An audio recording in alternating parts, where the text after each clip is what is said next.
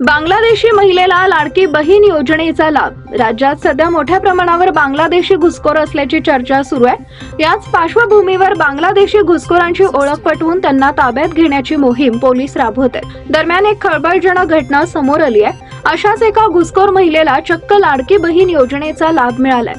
मुंबईतील नागपाडा कामाटीपुरा येथून अटक केलेल्या संशयित बांगलादेशी महिला घुसखोरांपैकी एकानं लाडकी बहीण योजनेचा फायदा घेतला।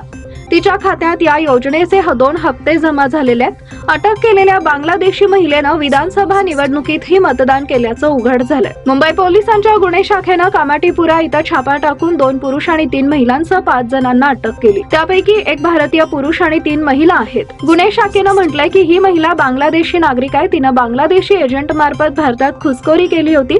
त्याचं नाव यादव असल्याचं या महिलेनं सांगितलंय। त्यानं मुंबईत तिच्या राहण्याची व्यवस्था केली होती।